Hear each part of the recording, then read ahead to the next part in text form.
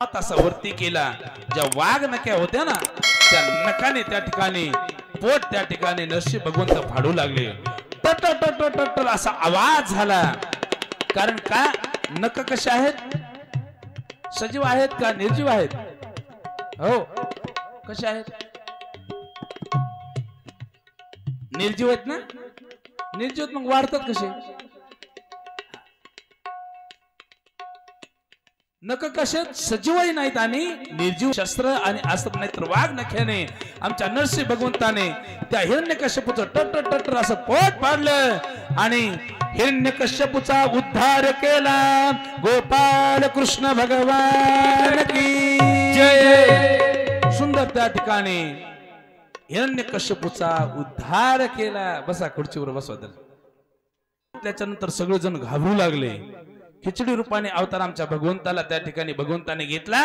कोणीच त्या ठिकाणी जवळ अवतार घेतलाय असं म्हटल्याबरोबर लक्ष्मी म्हटली कसलाही अवतार घेतला तरी ते माझ्या मुठीत आहेत म्हणे, माझं खूप ऐकतात ते, कुणाचं ऐकत नसते, पण मी जर म्हटले ना बस म्हणलं की बसतात, उठ म्हणलं की उठतात, नाही पाणी भरलं की लगेच मी त्यांना उठते म्हणे। त्याला पवित्र असणाऱ्या गंगेच्या किनारी सांगितलं आणि नंतर पुढे त्या ठिकाणी गजेंद्र नावाचा एक हत्ती आहे। स्वयंभू मनुचा विस्तार, एका मनुचा विस्तार आतापर्यंत शुकदेवजींनी परीक्षित राजाला सांगितलं लक्ष द्या, कथेची लिंक तुटू देऊ नका। नंतर सांगितलं दुसरा मनु जो झाला त्याचं नाव उत्तम असं होतं, तिसऱ्या मनुचं नाव त्या ठिकाणी स्वारचिस नावाचा मनु आणि चौथा मनु झाला तामस नावाचा। या मन्वंतरामध्ये भगवंताने हरी नावाने अवतार घेतला आणि गजेंद्र नावाच्या हत्तीचा त्या ठिकाणी उद्धार केला। गोपाल कृष्ण भगवान की जय। आता या गजेंद्र उद्धाराची खूप मोठी कथा आहे, पण मी तुम्हाला थोडक्यात सांगितले। गजेंद्राने भगवंताची आराधना केली आणि भगवंताने नकराचा वध केला आणि गजेंद्राचा उद्धार केला। आता ही सविस्तर पूर्ण कथा जर व्यवस्थित सांगायचे म्हटलं तर 1-2 तासही पुरणार नाहीत। पुढील कथा आपल्याला बघायची आहे। पुढे एक वेळेस त्या ठिकाणी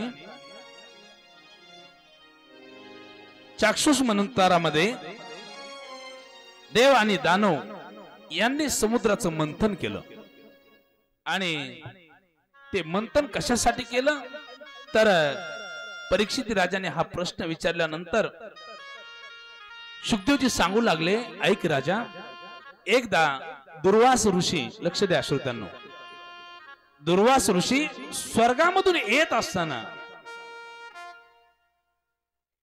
इंद्राच्या समोरून येत असताना हत्तीवरती इंद्र बसलेला होता आणि इंद्र दुर्वास ऋषींना पाहून खाली उतरला आणि दुर्वास ऋषींनी आपल्या गळ्यामधली माळ काढली आणि इंद्राला प्रसाद म्हणून दिली। इंद्राने ती माळ हत्तीच्या सोंडेवरती ठेवली आणि हत्तीने ती असणारी पुष्पाची माळ आपल्या पायाखाली तुडवली।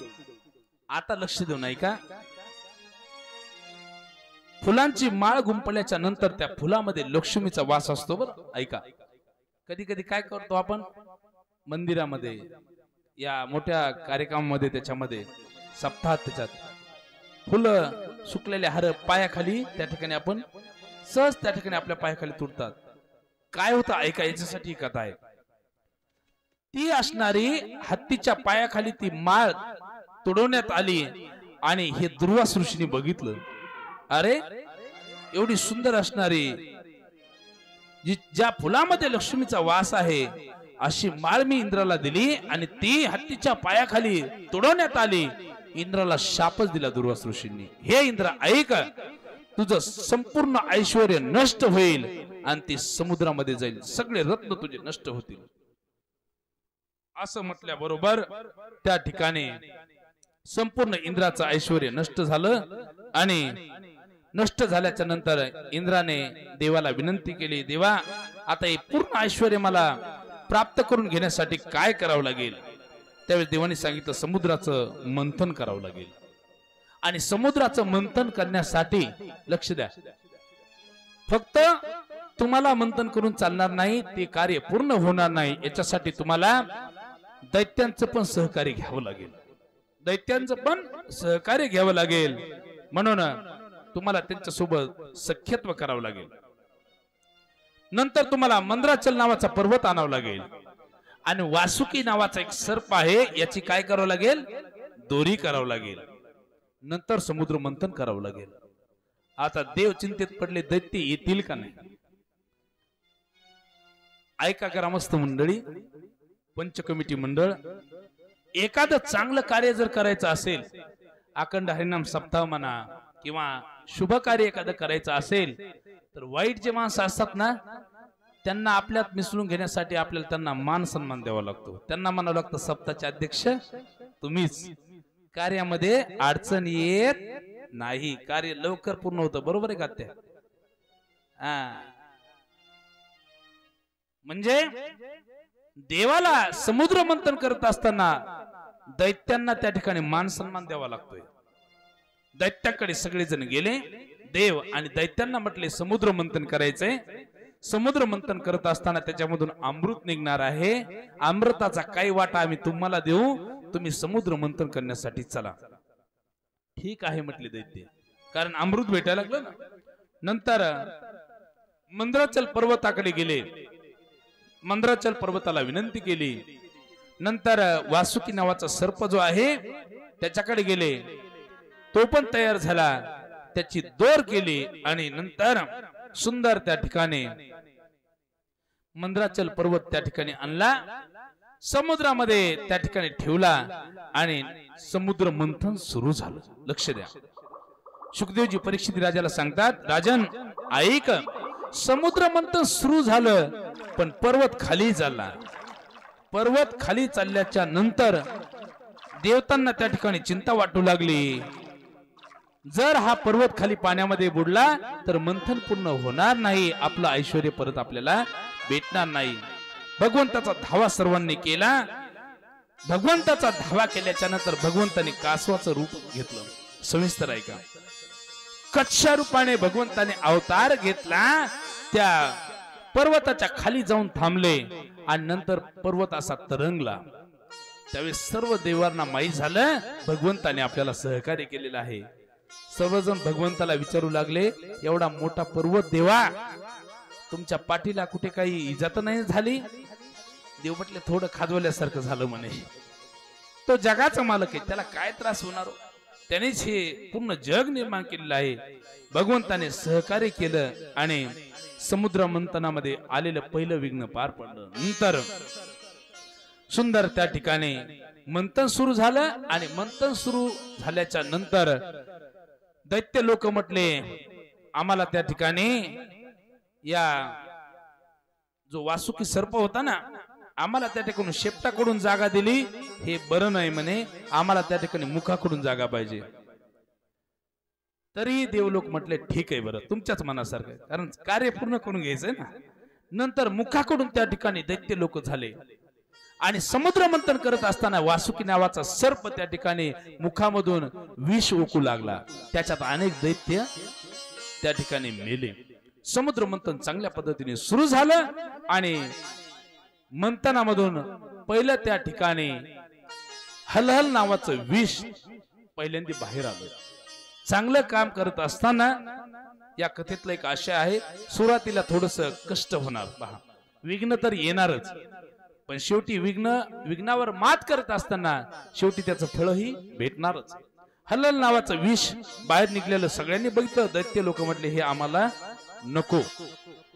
देव लोकही म्हटले नको. मग भगवान शंकराची आराधना केली. भोले बाबा त्या ठिकाणी आले आणि भगवान शंकर आल्याच्या नंतर त्यांनी ते विष घेतलं आणि विष प्राशन करत असताना सज्जना हो, कंठापर्यंत ते विष गेलं. 10 ओर लागला भगवान शंकराच्या शरीराचा. गडबडा गडबडा ते त्या ठिकाणी लोळू लागले. भगवान शंकराचा कंठ निळा पडला. तेव्हापासून भगवान शंकराला नीलकंठ हे नाव प्राप्त झालं. बोलो राधे राधे. नंतर पुन्हा त्या ठिकाणी समुद्र मंथन सुरू आहे आणि त्या मंथनामधून कामधेनू नावाची एक सुंदर अशी गाय निघाली, ती ऋषींना देऊन टाकली. नंतर उच्चस्रवा नावाचा घोडा निघाला, तो बळीराजाला देऊन टाकला. नंतर ऐरावत नावाचा हत्ती निघाला, तो देवांनी घेतला.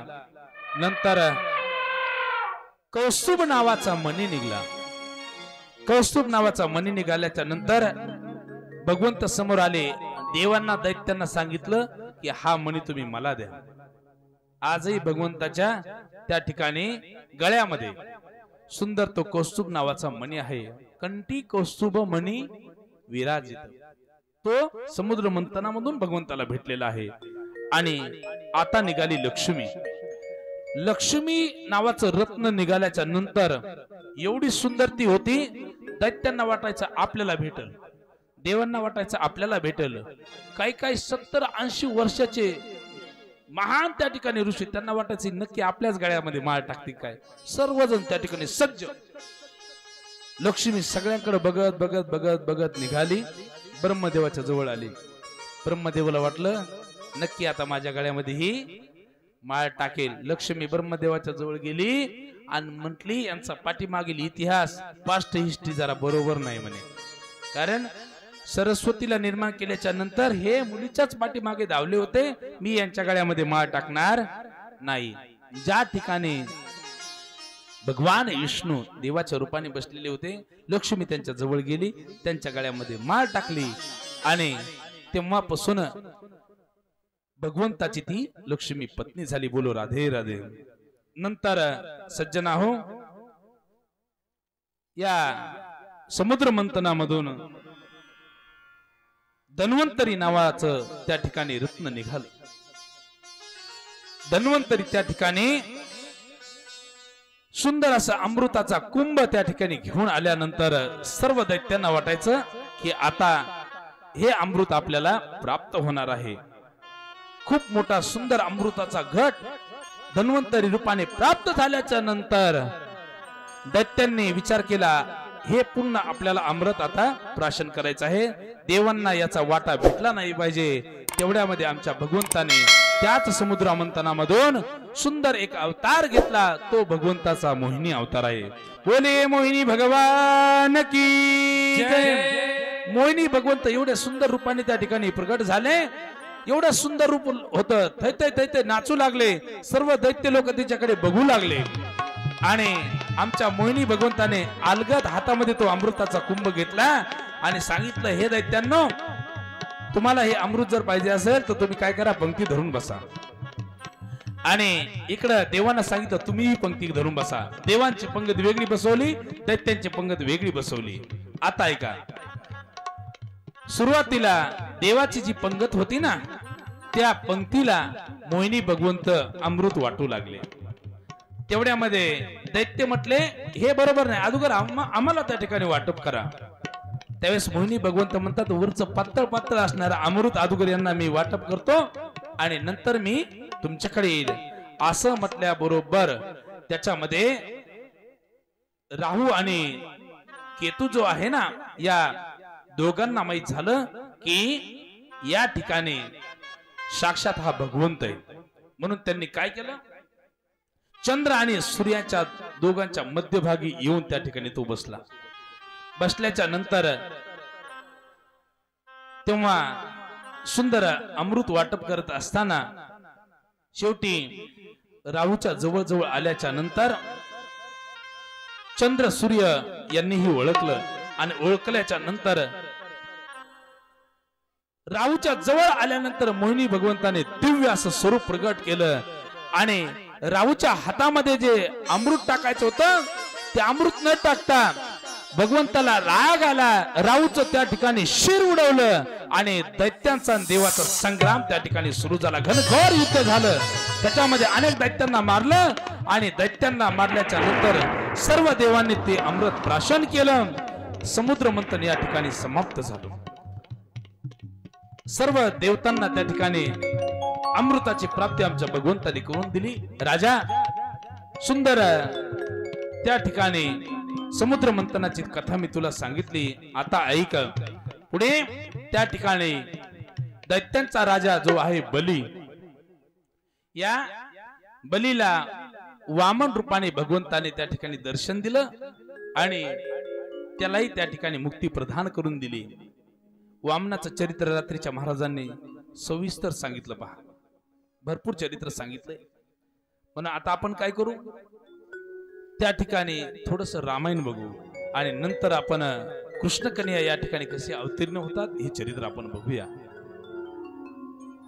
पण रामायण बघायच्या अगोदर 2 मिनिटं आपल्याला प्रभू रामचंद्राचं नामस्मरण करावं लागेल आणि नंतर आपण सुंदर रामकथा बघूया। रामकथा झाल्याच्या नंतर, राम अवताराचं चरित्र झाल्याच्या नंतर सुंदर कृष्ण कन्याचा अवतार प्राकट्य या ठिकाणी आपल्याला बघायचंय। सर्वांनी 1-2 मिनिटं प्रभू रामचंद्राचं नामस्मरण करायचं आहे। श्रीराम जय राम, जय जय राम, राम जय राम, जय जय राम। श्रीराम जय राम, जय जय राम, राम जय राम, जय जय राम। अवधपुरी के राजा राम, अवधपुरी के राजा राम। वृंदावन के राधे श्याम, वृंदावन के राधे श्याम। श्री राम जय राम, जय जय राम, श्री राम जय राम, जय जय राम। श्री राम जय राम, जय जय राम, श्री राम जय राम, जय जय राम। श्री राम जय राम, जय जय राम, श्री राम जय राम, जय जय राम। राजा राम राम राम, सीता राम राम राम। राजा राम राम राम, सीता राम राम। ताली वाजवा, ताली वाजवा, ताली एक साथ। राजा राम राम राम, सीता राम राम राम। राजा राम राम राम, सीता राम राम राम। राजा राम राम राम, सीता राम राम राम। राजा राम राम राम, सीता राम राम राम। राजा राम राम राम, सीता राम राम राम। राजा राम राम राम, सीता राम राम राम। राजा राम राम राम, सीता राम राम राम। राजा राम राम राम, सीता राम राम राम। राजा राम राम राम, सीता राम राम राम। राजा राम राम राम, सीता राम राम राम।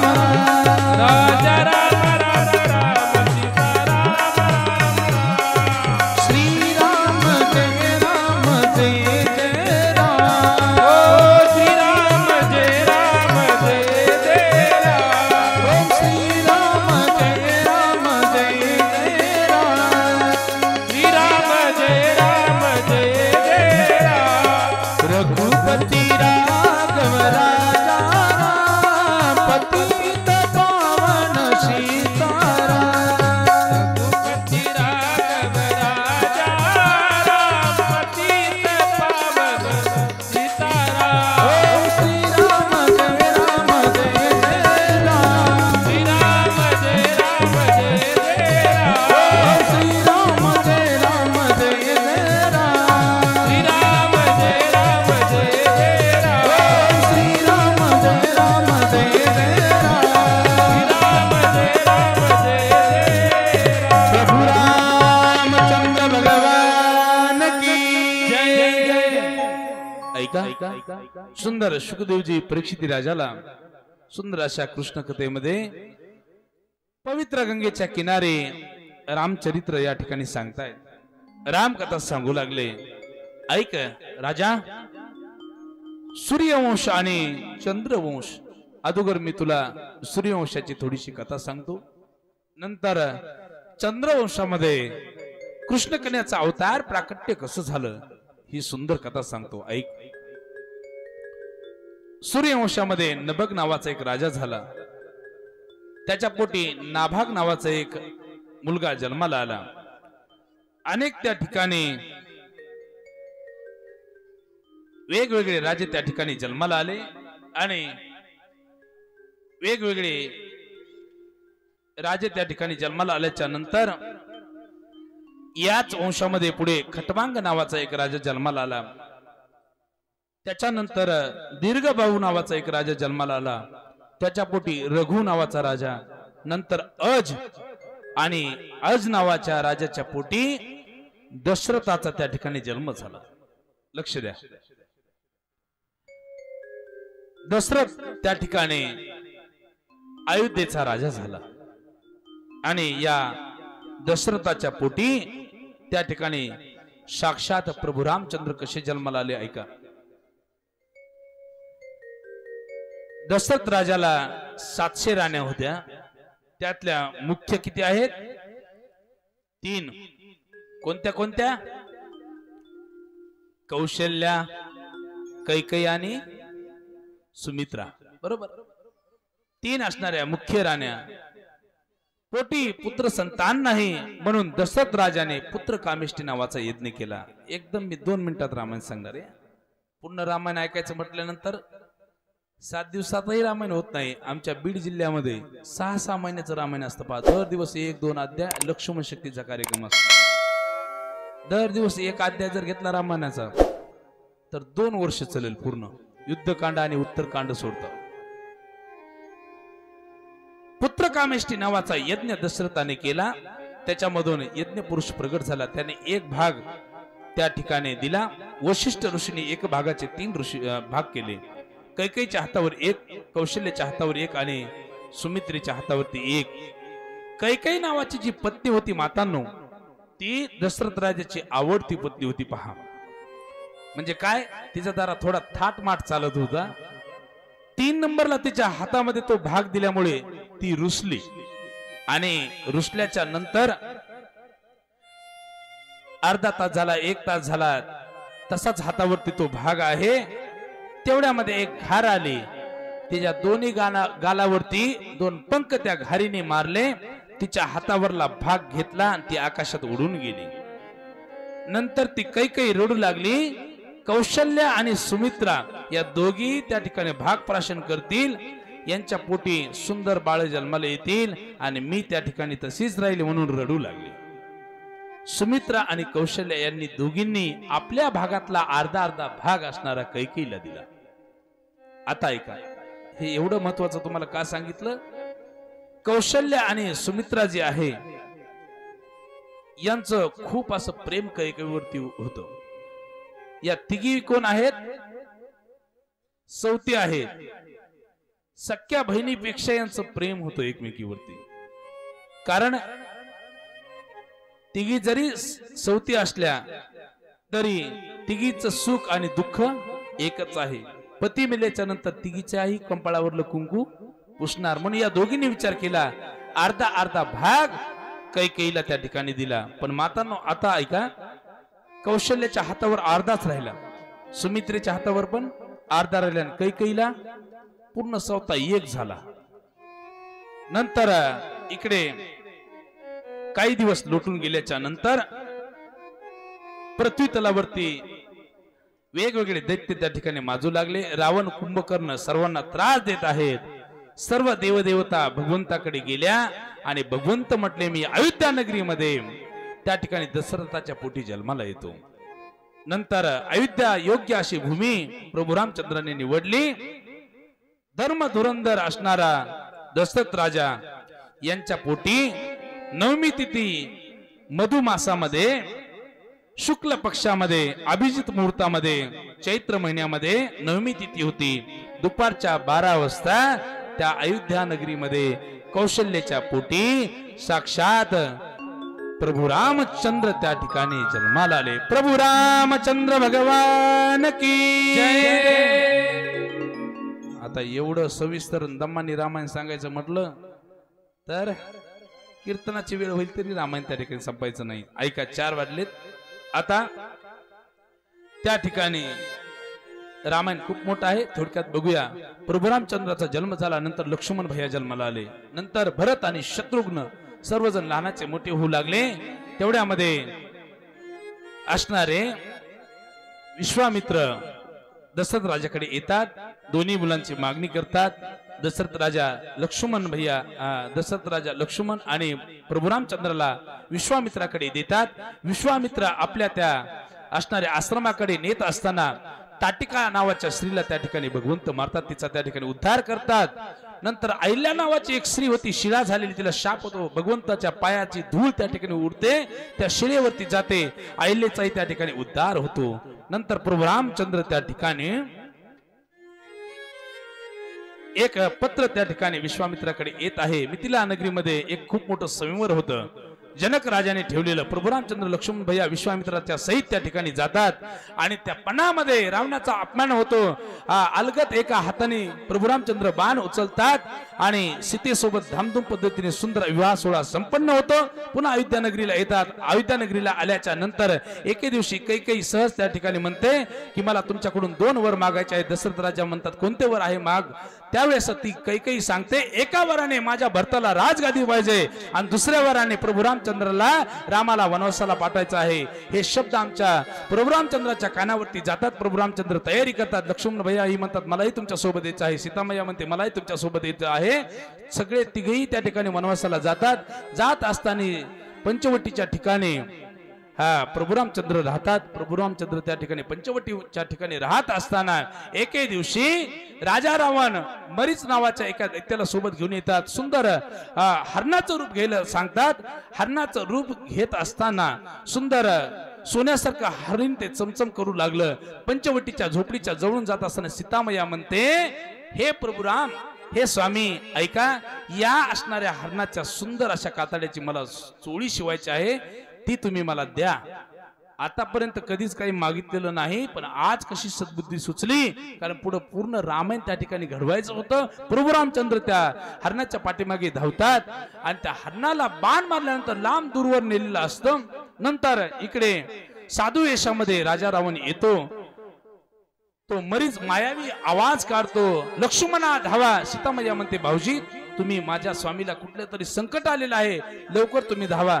लक्ष्मण भैया म्हणतात भाभी या ठिकाणी कुठलं संकट आलेलं नाही, रामाला कुठली इजा होणार नाही. त्यावेळेस लक्ष्मण भैया नाही त्या शब्दामध्ये सीतामैया बोलते, नाविलाज होतो. लक्ष्मण रेषा ओढली. लक्ष्मण भैया त्या ठिकाणी रामाचा आवाज ज्या दिशेने आला होता त्या दिशेने धावतात आणि लक्ष्मण भैया गेल्याच्या नंतर राजा रावण साधू वेशामध्ये येतो. भिक्षांदेही माते म्हणतो. त्यावेळेस सीतामैया त्या रेषेच्या बाहेर येऊन त्या ठिकाणी भिक्षा देत असताना सीतेला घेतात राजा रावण, लंकेला घेऊन जातात. इकडे मारीच मारून शून्य पंचवटीवरती प्रभू रामचंद्र लक्ष्मण भैया येतात. सीता दिसत नाही. सीतेचा शोध घेत असताना अनेकांना भेटी देत देत जटायू नावाचा एक पक्षी भेटतो. जटायू पक्षी म्हणतो रामा माझ्यासोबत युद्ध केलं कुणी, राजा रावणाने मला खोटं बोलला, माझे पंख छाटले, पण इथूनही मला ती सीता दिसती. लंकेमध्ये त्या ठिकाणी राजा रावणाने घेऊन गेलेले आहेत. प्रभू रामचंद्र मांडीवरती घेतात. जटायू पक्षाचा उद्धार होतो. नंतर पुढे जात असताना शबरीचा आश्रम लागतो. शबरीचाही उद्धार करतात, शबरीला दर्शन देतात. नंतर पुढे जात असताना पंपा सरोवरच्या ठिकाणी सुग्रीवाची भेट होती, हनुमंतरायाची भेट होती. दक्षिण दिशेला हनुमंतराय आपल्या काही असणाऱ्या 5 वानरांची टोळी घेऊन दक्षिण दिशेला जातात. सीतेचा शोध लागतो. सीतेचा शोध लागल्याच्या नंतर सुंदर त्या ठिकाणी सेतू बांधतात. सेतू बांधल्याच्या नंतर लंका नगरीमध्ये जातात. लंका नगरीमध्ये गेल्याच्या नंतर राजा रावणालाही मारतात. असणाऱ्या बिभीषणाला सुंदर त्या लंकेचं राजगादी देऊन टाकतात. सीतेला घेतात, अयोध्या नगरीला येतात आणि अयोध्या नगरीला आल्याच्या नंतर राजगादीवरती प्रभू रामचंद्र बसतात. समजलं का रामायण? आणि खूप सुंदर मोठ्या थाटामाटामध्ये प्रभू रामचंद्राचा राज्याभिषेक सोहळा त्या ठिकाणी पार पडतो. आणि पार पडल्याच्या नंतर पुढे त्या ठिकाणी वैशाख शुद्ध सप्तमीला रामाचा राज्याभिषेक सोहळा पार पडतो. आता ऐका, सगळ्यात मोठी आनंदाची गोष्ट, अयोध्येला आतापर्यंत कोणी गेले का? पण इथून पुढे आता फेब्रुवारी महिन्यापासून एकदा तरी पुढे कधीतरी तुम्ही जा. काय सुंदर अयोध्येमध्ये माझ्या प्रभू रामचंद्राचं एवढं सुंदर मंदिर झालेलं आहे, एवढं सुंदर मंदिर आता झालेलं आहे. 22 तारखेपासून सुंदर दर्शन सुरू होणार आहेत. एवढं सुंदर आहे. आम्ही ज्यावेळेस धामाच्या याच्यामध्ये गेलो त्यावेळेस एवढं काही विशेष नव्हतं, पण जगामध्ये एवढं सुंदर मंदिर नाही. तो निर्णय आमच्या मोदी साहेबांनी घेतला. म्हणून या भारताचा पंतप्रधान असणारे नरेंद्र साहेब मोदी, बाकी कुठलं काम असो नसो, पण आमच्या प्रभू रामचंद्राचं भव्य आणि दिव्य असं मंदिर अयोध्येमध्ये त्यांनी त्या ठिकाणी करण्याचा निर्णय घेतला. आणि खूप मोठी परवानगी भेटल्याच्या नंतर या 2024 मध्ये या जगामधल्या सर्व देशातल्या लोकांना सुंदर प्रभू रामचंद्राचं त्या ठिकाणी दर्शन अयोध्या नगरीमध्ये होते. ही अभिमानाची गोष्ट आहे. सज्जनाहो, सुंदर असं त्या ठिकाणी रामायण थोडक्यामध्ये सांगितलं. काही जणांनी अयोध्या नगरीमध्ये राज्याभिषेक सोहळा झाल्याच्या नंतर शंका घेतली म्हणे की प्रभू रामचंद्रांनी हे बरोबर केलं नाही म्हणे. 6 महिने त्या ठिकाणी राजा रावणाच्या लंकेला असणारी सीतामय्या त्या ठिकाणी होती, हिला अयोध्या नगरीमध्ये आणायचं नव्हतं. नंतर हे शब्द आमच्या प्रभू रामचंद्राच्या कानावरती गेले. नंतर वनामध्ये लक्ष्मण भाईंनी सोडलं, तिथे लवकुशांचा जन्म झाला. नंतर पुढे प्रभू रामचंद्र लक्ष्मण भाई आले. लवकुशासोबत युद्ध करत असताना सगळ्या गोष्टी हनुमंतरायांनी सांगितल्या आणि प्रभू रामचंद्र लक्ष्मण भैया सीतामय्या यांनी आपलं अवतार कार्य संपून त्या ठिकाणी लक्ष्मणाला असणाऱ्या लवकुशांना खूप मोठं त्या ठिकाणी राज्य दिलं आणि स्वतःचं अवतार कार्य त्या ठिकाणी संपवलेलं आहे. असं रामचरित्र, सुंदर रामकथा शुकदेवाने परीक्षित राजाला सांगितली. आता चंद्रवंशाचं वर्णन सुरू होतंय. परीक्षित राजा शुकदेवांना म्हणतात की ज्यांनी मला गर्भामध्ये असताना दर्शन दिलंय आणि दर दिवस तुम्ही सांगता नंद नंद आनंद कंद गोपाल ब्रजचंद, याचा जन्म कसा झाला, याचा अवतार प्राकट्य कसं झालं, हे कृपा करून तुम्ही आम्हाला सांगा. असं म्हटल्यानंतर सुंदर आता चंद्रवंशाचं वर्णन या ठिकाणी सुरू झालेलं आहे. ज्यावेळेस जगामध्ये अधर्म वाढतो, श्रोत्यांनो ऐका, त्यावेळेस धर्माची स्थापना करण्यासाठी साक्षात भगवंत त्या ठिकाणी अवतीर्ण होत असतो. यदा यदा ही धर्मस्य ग्लानिर्भवती भारत, भगवंत काय करतात की धर्माची स्थापना करण्यासाठी या ठिकाणी अवतीर्ण होत असतात. जिकडे तिकडे दैत्य माजू लागले आणि गायीची हत्या होऊ लागली. कंसासारखे दैत्य या पृथ्वी तलावरती जन्माला आले आणि शिशुपाल, दंतवक्र इत्यादी दैत्य त्या ठिकाणी माजू लागले. तेव्हा पृथ्वीने सुंदर असं गायीचं रूप घेतलं. ऐका, गायीचं रूप घेतलं. रडत रडत पृथ्वी माता ब्रह्मदेवाकडे गेली आणि ब्रह्मदेवाला म्हणू लागली, मला आता हे पापाचं ओझं सहन होत नाही. तुम्ही त्या ठिकाणी भगवंताला सांगा की हे पापी माणसं जे आहेत त्यांना तुम्ही नष्ट करा, याच्यासाठी तुम्ही अवतार घ्या. देवा, मला हा त्रास त्या ठिकाणी सहन होत नाही. ब्रह्मदेवाने भगवंताला सांगितल्याच्या नंतर भगवान परमात्माला प्रार्थना करण्यासाठी सगळेजण देव लोक क्षीरसागरावरती गेले आणि दिव्य अशी प्रार्थना करू लागले. कोणती प्रार्थना केली ऐका. श्री अनंता मधुसूदना पद्मनाभा नारायणा जगव्यापका जनार्दना अनंत घना अविनाशा. भगवंताला वेगवेगळ्या नावाने त्या ठिकाणी सुंदर दिव्य स्तुती गात असताना दिव्य अशी प्रार्थना सर्व देव लोक त्या ठिकाणी करू लागले. आणि ही प्रार्थना करत असताना आकाशवाणीद्वारे भगवंतांनी सर्वांना सांगितलं, हे देवतांनो, तुम्ही आता निवांत राहा. तुम्ही सगळेजण काय करा, गोपाळाच्या रूपामध्ये गोकुळामध्ये जाऊन राहा. लक्ष्मीला सांगितलं, तू काय कर, कौंडिन्यपुराला त्या ठिकाणी जाऊन राहा. उद्या मी अवतार घेतल्यानंतर लहानाचा मोठा होईल आणि नंतर तुझ्या सोबत मी लग्न करील. नंतर शेष भगवंत होते, त्यांना भगवंत सांगू लागले, चला आता आपल्याला अवतार घ्यायचा आहे. शेषा प्रती बोले लक्ष्मीचा वर, चला अवतार घेऊ आता. शेष भगवंत म्हटले, देवा नको नको नको म्हणले, मला राम अवतारामध्ये खूप त्रास झाला म्हणे मला. त्यावेळेस तुम्ही छोटे होते, आता काय करा, तुम्ही मोठे व्हा म्हणे. आता तुम्ही मोठे व्हा, आता तू वडील होईला सर्वज्ञ, आणि तुम्ही मोठं झाल्यानंतर पाळीन मी आज्ञा तुझी. नंतर मोठं व्हा म्हटल्याच्या नंतर आता भगवंत, शेष भगवंत सुंदर त्या ठिकाणी अवतार घेत आहेत. ऐका, इकडे मथुरेमध्ये काय झाले ऐका. सुरसेन नावाचा एक राजा आणि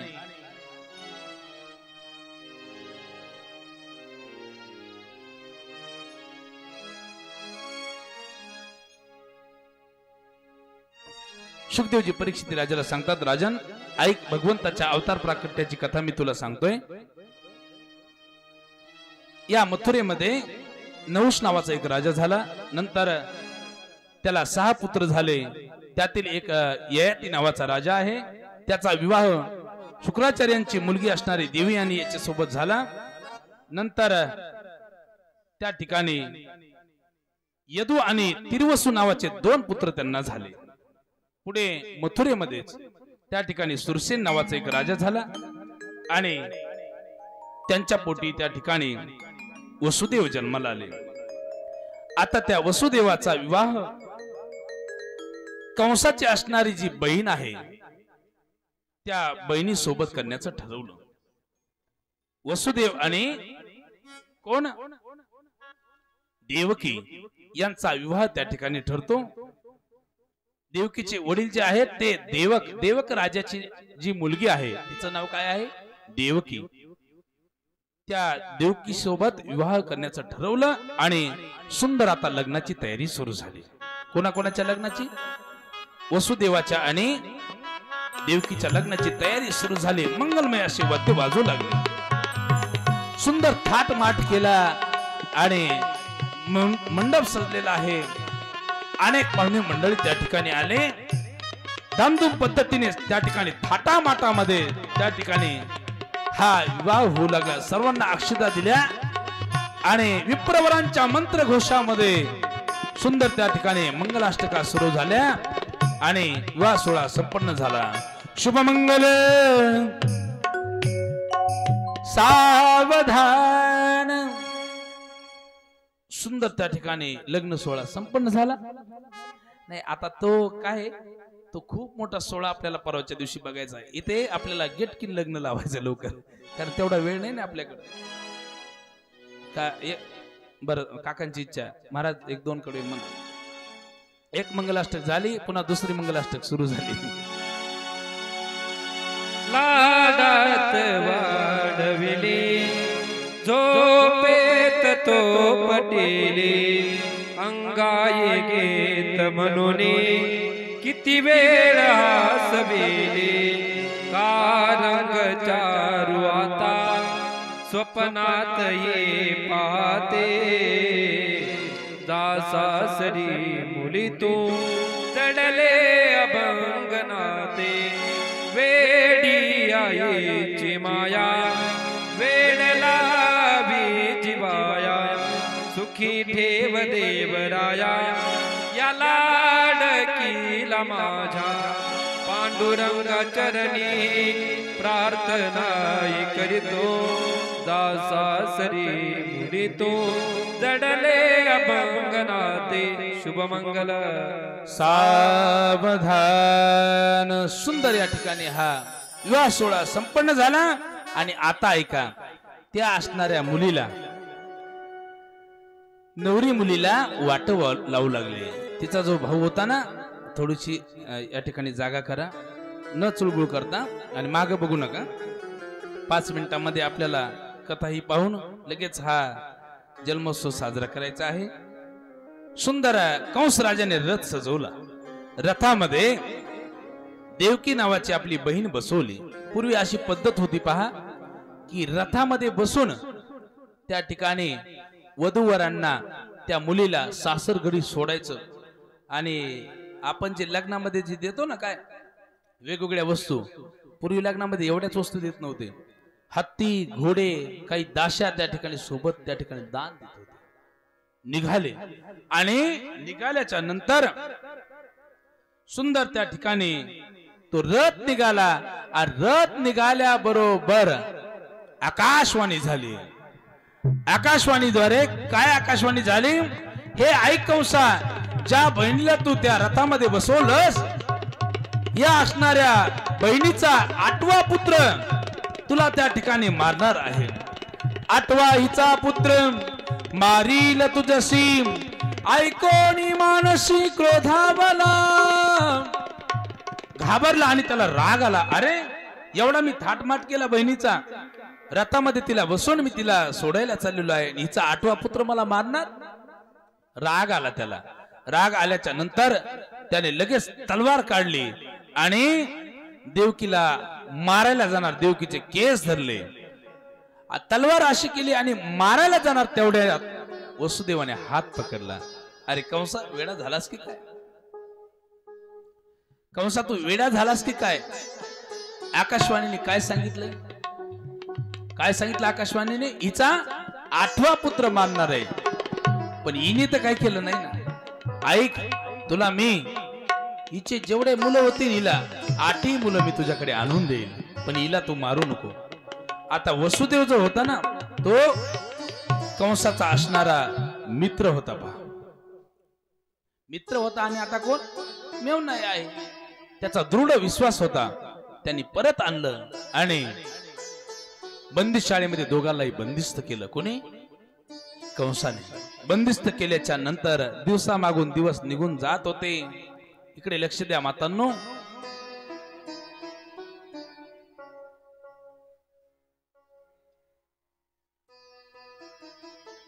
ऐका, नंतर काही दिवस लोटून गेले आणि देवकी व वसुदेव यांच्या पोटी एका बाळाने जन्म घेतला.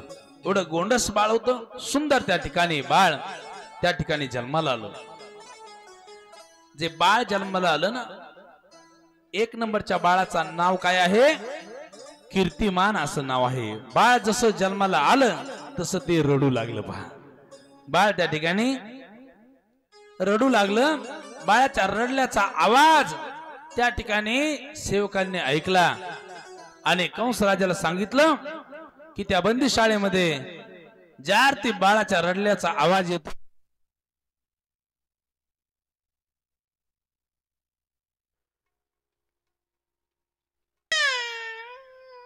त्या असणाऱ्या बंदी शाळेमध्ये बाळ आता रडू लागलं. बाळाचा रडलेला आवाज बघितल्या बरोबर सेवकांना सांगितलं, जा त्या असणाऱ्या देवकीने पहिल्या बाळाला जन्म दिलेला आहे. त्या बाळाचं नाव तुम्हाला काय सांगितलं मी? कीर्तिमान. पळत सेवक गेले, अलगत त्या बाळाला घेतलं, कंसाकडे आणून दिलं. कंस राजाने बघितलं, एवढं सुंदर बाळ, एवढं सुंदर होतं, कोमल असणारी त्वचा, आणि मनामध्ये सहज विचार केला, अरे हिचं मला कितवा बाळ मारणार आहे? 8वा मुलगा मारणार. याने काय केलंय म्हणे, याला मी सोडून देतो म्हणून सांगितलं, याला परत घेऊन जा. तेवढ्यामध्ये नारदजी आले. नारदजीचं काम काय असतं माहिती आहे? नारदजीचं कामच असतं जिथे जिथे शांतता आहे, जिथे व्यवस्थित आनंदात गोष्टी चालल्या तिथं काहीतरी कळ लावून द्यायची. नारद महर्षी त्या ठिकाणी आले आणि आल्याच्या नंतर एक असं 8 पाकळ्याचं फुल घेतलं हातामध्ये आणि कंस राजाला सांगू लागले, कंसा याच्यातलं 1 नंबरचं किती आहे सांग बरं. कंस म्हटला इकडून मोजत ही 1 2 3 4 5 6 7 8. त्यावेळेस नारद महर्षी म्हणतात इकडून मोज बर. म्हणजे इकडलं एक होऊ शकतं. मग तुला माहितीये का एखाद्या वेळेस 8वा जो आहे ना तो पहिल्या रूपाने त्या ठिकाणी जन्माला येऊ शकतो. चक्कच प्रकाश पडला कंसाच्या मनामध्ये. कंस म्हटला जा ती लगेच बाळ परत घेऊन या. कीर्तिमान नावाचं बाळ बोलून घेतलं, हातामध्ये घेतलं, गर्र दिशेने फिरवलं, त्या दिशेने त्या ठिकाणी जमनीवरती आपटलं आणि आपटल्याबरोबर त्या ठिकाणी ते भगवंताच्या धामाला निघून गेलं. असं 1 नाही मारलं, 2 नाही, 3 नाही, किती मारले? 6 बाळ आमच्या देवकी मातेचे कुणी मारले? कंस राजाने मारले. आता जो 7वा गर्भ होता तो कोणाचा होता?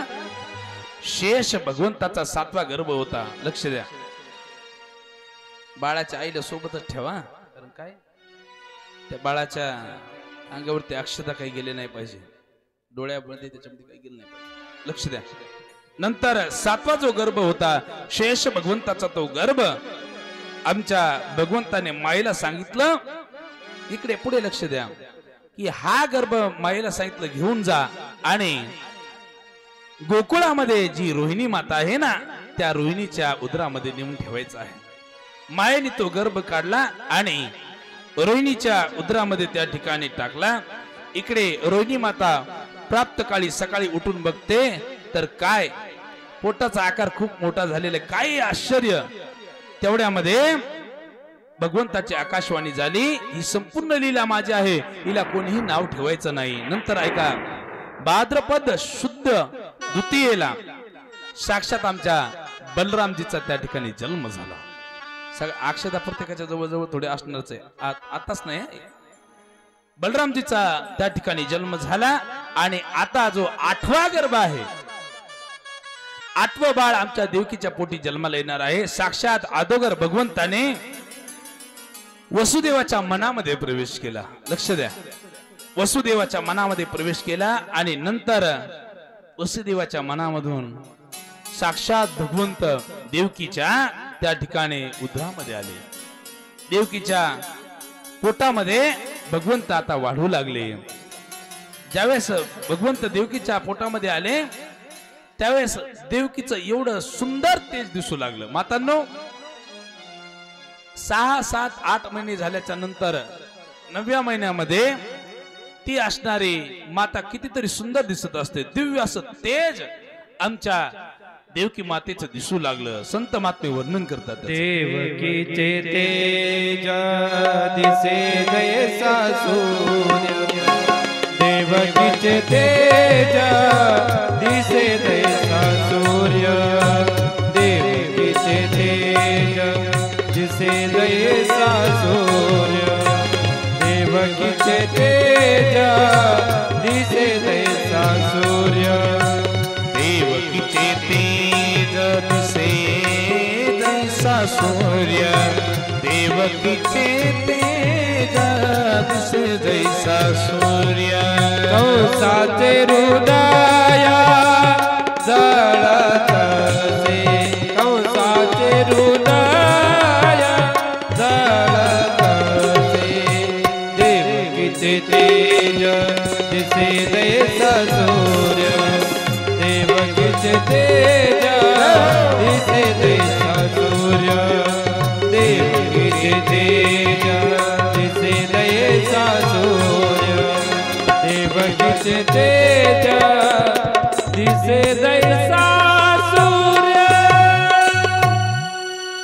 देवकी माता कशी दिसू लागली याचं वर्णन केलेलं आहे. देवकीचे तेज दिसे जैसा सूर्य, सूर्यासारखी दैदिप्यमान त्या ठिकाणी असणारी देवकी माता दिसू लागली. पाळ नाही तर वर नाही का म्हणता येणार? नाही का? मग समोर असा दोरीला जमलं असतं अगोदरच म्हटलं होतं. समोर घ्या पाळण्या थोडं. काय करा 4 खुर्च्या आणा इथं. आणल्यात का 4 खुर्च्या? हा इथं ठेवा.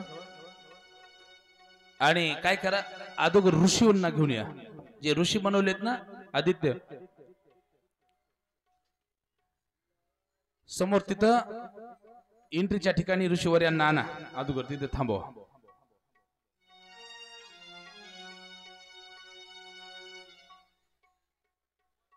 थोडीशी जागा द्या. ते अगोदरच सांगितलं.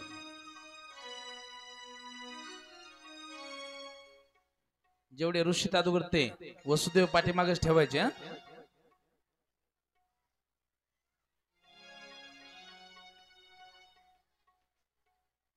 थांबा. ब्रह्मांड नायक भगवान श्रीकृष्ण कन्हैया कसे अवतीर्ण होता त्याची सुंदर मी कथा तुला सांगतोय. ऐक. त्या कारागृहामध्ये सर्व देवलोक त्या ठिकाणी भगवंताचं अवतार प्राकट्य पाहण्यासाठी त्या ठिकाणी येऊ लागले. अनेक देवता त्या ठिकाणी येऊ लागल्या आणि या मंडळामधले काही त्या ठिकाणी ऋषीवर्य मंडळी त्या ठिकाणी त्या असणाऱ्या कारागृहामध्ये भगवंताचं स्वागत करण्यासाठी भगवंताला त्या ठिकाणी पाहण्यासाठी ऋषीवर्य मंडळीचं त्या ठिकाणी आगमन होत आहे. ऋषी मंडळी इकडे त्या कारागृहाकडे दमाने त्या ठिकाणी येऊ लागले. पहा त्या सुंदर असणाऱ्या कारागृहाकडे हे ऋषीवर्य मंडळी भगवंताचं भजन करत करत त्या ठिकाणी आता येत आहेत. श्री कृष्ण गोविंद हरे मुरारे हे नाथ नारायण वासुदेव. श्री कृष्ण गोविंद हरे मुरारे हे नाथ नारायण वासुदेव. सर्व देवता भगवंताचं दिव्य भजन करत आहेत. त्या ठिकाणी पिपलायन नावाचे एक ऋषी आले. हिमालयातून काही ऋषी आले. त्या ठिकाणी बद्री केदारनाथाहून त्या ठिकाणी भगवंताला पाहण्यासाठी त्या कारागृहामध्ये सर्व ऋषीवर्य मंडळी त्या ठिकाणी दिव्य असं भगवंताचं भजन करत आहेत. हे नाथ नारायण वासुदेव हे नाथ नारायण वासुदेव. हे नाथ नारायण वासुदेव हे नाथ नारायण वासुदेव. श्री कृष्ण गोविंद हरे मुरारे हे नाथ नारायण वासुदेव. श्री कृष्ण गोविंद हरे मुरारे हे नाथ नारायण वासुदेव. सुंदर ऋषीवर्य मंडळी बोलतायत. आता भगवंत त्या ठिकाणी या मथुरा नगरीमध्ये अवतीर्ण होणार आहे. आनंद वाटू लागला आणि चांगले ऋषीवर्य मंडळी डोलू लागले. हे नाथ नारायण वासुदेव हे नाथ नारायण वासुदेव. हे नाथ नारायण वासुदेव हे नाथ नारायण वासुदेव. श्री कृष्ण श्री कृष्ण गोविंद हरे मुरारे हे नाथ नारायण वासुदेव. श्री कृष्ण गोविंद हरे मुरारे हे नाथ नारायण वासुदेव. हे नाथ नारायण वासुदेव. हे नाथ नारायण वासुदेव. गोपाल कृष्ण भगवान की जय. सुंदर त्या ठिकाणी त्या मथुरा नगरीमध्ये कारागृहामध्ये ऋषीवर्यांचं आगमन झालं. सर्व देवदेवता त्या ठिकाणी आल्या. आजूबाजूच्या गावचे सगळे भरपूर लोक आले. त्यांना वाटलं काय चाललंय हस्तिपिंपळ गावामध्ये भगवंताचं आज प्राकट्य होणार आहे म्हणून सगळेजण बघण्यासाठी लहान बालक आबाल थोर वृद्ध सगळेजण त्या ठिकाणी महाराज मंडळी पण आले. आणि आल्याच्या नंतर पृथ्वी मातेलाही आनंद वाटू लागला. पृथ्वीला वाटलं आता माझे मालक त्या ठिकाणी जन्माला येणार आहेत. पृथ्वी हिरवीगार झालेली आहे. नंतर मोर नाचू लागले. पंचमहाभूतांची शुद्धी झाली. आकाशाची शुद्धी झाली. ज्वालाची शुद्धी झाली. आणि भगवंताने महिना निवडला कोणता? श्रावण महिना. अक्षदा प्रत्येकाला एक. भगवंताने महिना निवडला श्रावण. आणि स्वर्गामध्ये नगारे वाजू लागले. स्वर्गामध्ये नगारे वाजतायत आणि सर्वात मोठा आनंद आमच्या हा वसुदेवाला त्या ठिकाणी होत आहे. देवकीच्या पोटी कृष्ण पक्षातील अष्टमीची मध्यरात्र आहे आणि त्या अष्टमीच्या मध्यरात्री चतुर्भुज रूपाने साक्षात भगवान श्रीकृष्ण कन्या अवतीर्ण होतात. ऐका, अयोनी संभाव नोहे काही श्रमी, नाम याचा स्वामी प्रगटना पुंडलिक वरदा हरी विठ्ठल श्री ज्ञानदेव तुकाराम.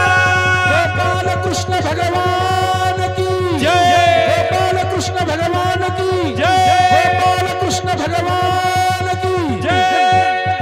चतुर्भुज रूपाने त्या कारागृहामध्ये भगवान कृष्ण कन्हैया अवतीर्ण झाले. आता ऐका, चतुर्भुज रूपाने अवतीर्ण झाल्याच्या नंतर 8 वर्षाची मूर्ती दिसू लागली. किती वर्षाची? बाळ जन्माला आल्याच्या नंतर 8 वर्षाचं असतं का? सहज जर एखादं बाळ जन्माला आलं आणि जन्माला आल्यानंतरच म्हणू लागलं मम्मी तू कशी आहे असं म्हटल्यानंतर ती मम्मी थांबेल का त्या ठिकाणी? हे बाळ तर जन्माला आलं की लगेच बोलू लागलं. देवा असं 8 वर्षाचं रूप म्हटल्याच्या नंतर लोक आमचं बाळ आहे असं म्हणणार नाहीत लगेच. म्हणून तुम्ही काय करा, छोटे व्हा, बाल स्वरूप तुम्ही व्हा. त्यावेळेस भगवंत म्हणतात मी छोटा होतो पण कधी एका अटीवरती. तुम्ही काय करा, वसुदेवांना सांगतात मला इथे ठेवू नका, मला कुठे काय करा त्या ठिकाणी गोकुळाला घेऊन जा. असं म्हटल्याबरोबर हा वसुदेवजी सुंदर एका टोपलीमध्ये घेतात आणि आता वसुदेवजींचं आगमन या ठिकाणी आपल्या स्टेजकडे होणार आहे. सुंदर टोपलीमध्ये वसुदेवांना त्या ठिकाणी बाळाला घ्यायचं आहे व्यवस्थित दम्मान या ठिकाणी. आणि आपण सगळ्यांनी कृष्ण कन्याचं स्वागत करायचं बरं का.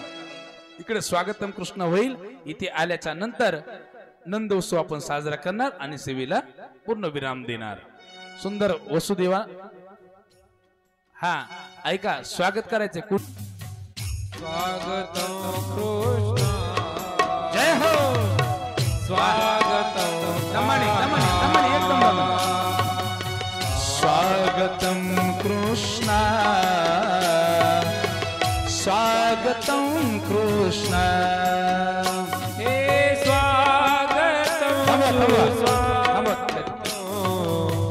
स्वागतम काना. दोन छोट्या मुलीला समोर पाठवा. बुलट टाकीत पुढे 2 मुली अगोदर त्या ठिकाणी येतील आणि त्यांच्या पाठीमागे सुंदर वसुदेवजी. त्यांच्या हातामध्ये थोडीशी मुलं द्या. बाकी सगळ्या मातांनी टाळी वाजवायची, देवाचं स्वागत करायचं. वा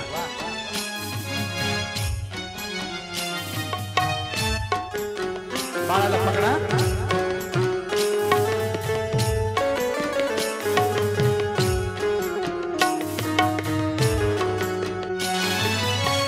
स्वागतम सुस्वागतम, स्वागतम कृष्ण. दमाने या.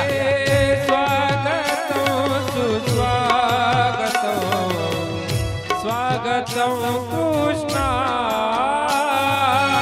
हस्ते पिंपळ गावामध्ये सुंदर असल्या आपल्या अखंड हरिनाम सप्ताहामध्ये या पवित्र असणाऱ्या धर्ममध्ये कृष्ण कन्याचा अवतार प्राकट्य या ठिकाणी होत आहे. सुंदर वसुदेवजी टोपलीमध्ये त्या भगवंताला घेऊन गोकुळाच्या दिशेने येत आहे. स्वागतम सुस्वागतम, स्वागतम कृष्ण. स्वागतम सुस्वागतम, स्वागतम कृष्ण. स्वागतम कृष्ण, सुस्वागतम कृष्ण. जय हो. स्वागतम कृष्ण,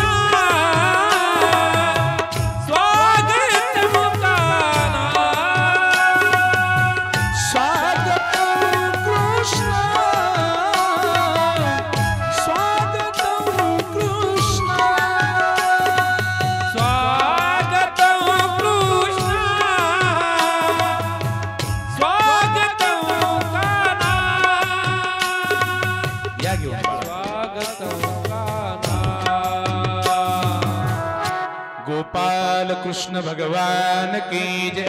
कोण टाकू नका डोळ्यामध्ये या भगवंताचं आणि ऋषीवर्य मंडळीचं सगळ्यांचं स्वागत करा एकदा. आपले वसुदेवजी पाहिजे तसेच भेटले बर का. आपल्याला वसुदेवजी त्या ठिकाणी एकदम काळी मुडी पाहिजे नव्हते. सकाळपासून शोध घेत होतो आम्ही. रामभाऊन टेलर ते म्हणले महाराज वसुदेव भेटले. आदित्यला म्हणले पकड आता. आता काहीलाच गावचेत का वळकाला येतात का पुढे बघा मध्ये इकडे ज्या ठिकाणी यशोदा मैया त्या ठिकाणी झोपली होती तिच्या जवळ त्या ठिकाणी वसुदेवांनी सुंदर त्या ठिकाणी या बाळाला ठेवलेला आहे आणि सुंदर एक बाळ यशोदा मैयाच्या समोर त्या ठिकाणी खेळत आहे. यशोदेला म्हणू लागले अगं यशोदे बघ ना किती गोंडस बाळ तुझ्या समोर त्या ठिकाणी तू झोपी गेलेली. त्या ठिकाणी तू डोळे उघडून बघ. यशोदा मैयाने डोळे उघडून बघितले आणि एकदाच भगवंताकडे बघितल्याबरोबर तिच्या मनाला एवढं समाधान प्राप्त झालं की आज त्या ठिकाणी मदनाचा पुतळा माझ्या पोटी जन्माला आलाय. स्वतःचं भाग्य समजू लागली यशोदा मैया. उडत उडत ही बातमी त्या ठिकाणी आमच्या नंदराजाकडे पण गेली. नंदराजाला माहित झालं कितीतरी वर्षांनी मला बाळ झालेलं आहे. नंदराजाने त्या ठिकाणी सर्व सेवकांना सांगितलं धनद्रव्य त्या ठिकाणी वाटप करा. सगळेजण एकत्र नंद बाबाच्या राजवाड्याच्या समोर आले. गावामध्ये पूर्णतः बातमी पसरली. सगळ्या गोपिका छोट्या छोट्या गोपिका असणाऱ्या सगळेजण एकत्र आले आणि खूप मोठा नंद उत्सव त्या ठिकाणी साजरा करू लागले. तोच नंद उत्सव आपल्याला या ठिकाणी साजरा करायचा आहे. आता काय करायचं ऐका.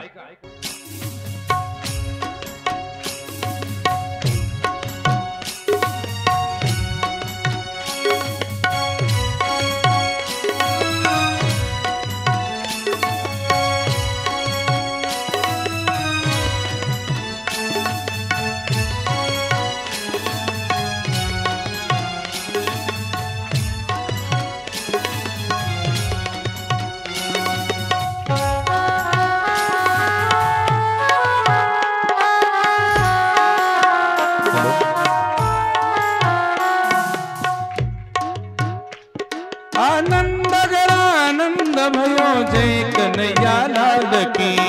नंद भयो जय कन्हैया लाल की.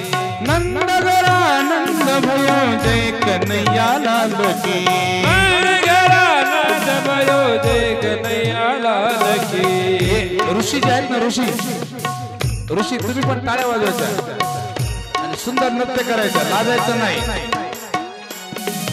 जय कन्हैया लाल की जय यशोदा लाल की. जय कन्हैया लाल की जय यशोदा लाल की. जय कन्हैया लाल की जय यशोदा लाल की. जय कन्हैया लाल की जय यशोदा लाल की. नंद गरानंद भयो जय कन्हैया लाल की. नंद गरानंद भयो जय कन्हैया लाल की. नंद गरानंद भयो जय कन्हैया लाल की. हरि बोल. बाकी ती ताळी वाजवा सर्वांनी.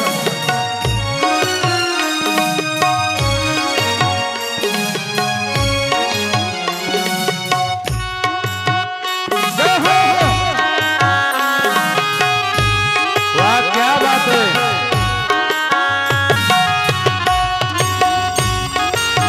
हरि बोल.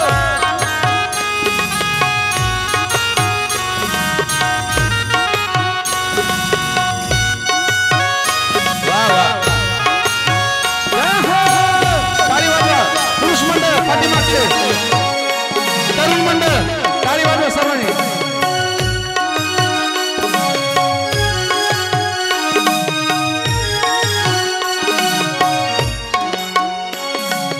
हाथी दिनो घोड़ा दिनो रदिनो पालकी. हाथी दिनो घोड़ा दिनो रदिनो पालकी. हाथी दिनो घोड़ा दिनो रदिनो पालकी. हाथी दिनो घोड़ा दिनो और दिनो पालकी. नंद गरानंद भयो जय कन्हैया लाल की. ताली ताली. नंद भयो जय कन्हैया लाल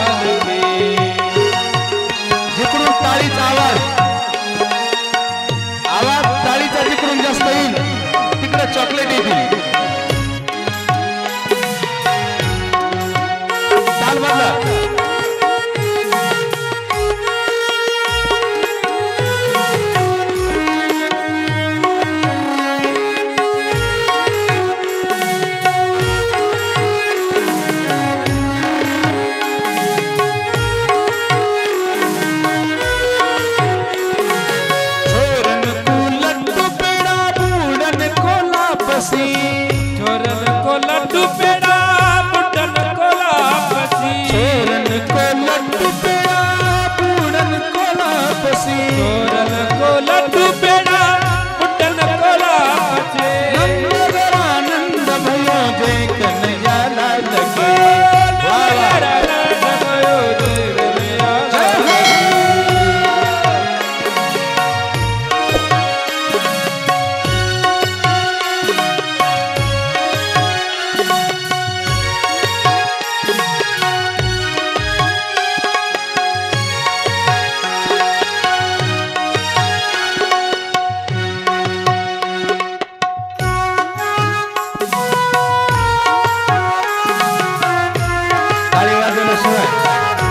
चॉकलेट भेटणार नाही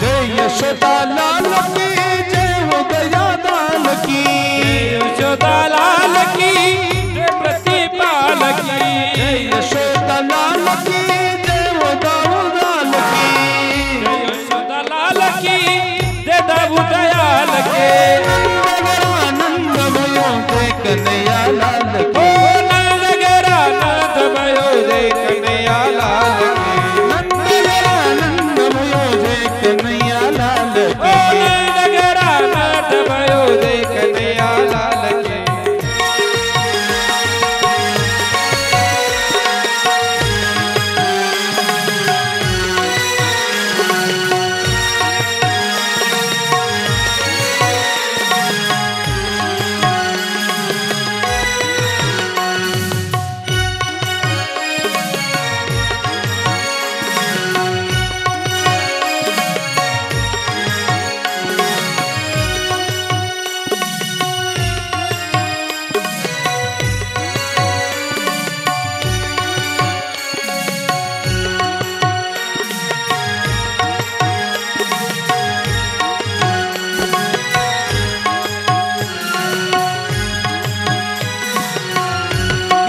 सागु में सागु कुनाला इति सागुनी सागु कुनाला सागु में सागु कुनाला इति सागुनी सागु कुनाला आज आनंदी आनंद धारा आज आनंदी आनंद धारा आज आनंदी आनंद धारा ओ अष्टमी राती ग यमुने चकाठी गोकुळ अवतरे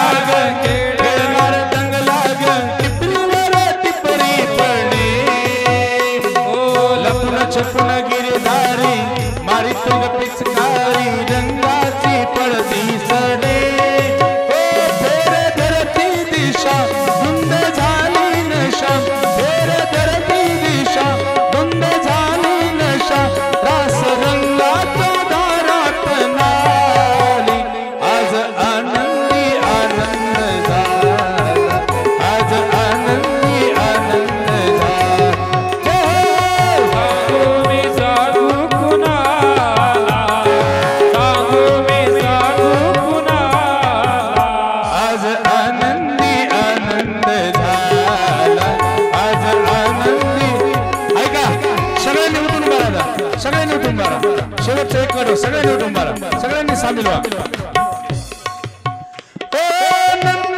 आनंदमय जय कन्हैया लाल की जय कन्हैया लाल की सगळ्यांनी त्या आनंदामध्ये सामील व्हायचंय सर्वांनी एक साथ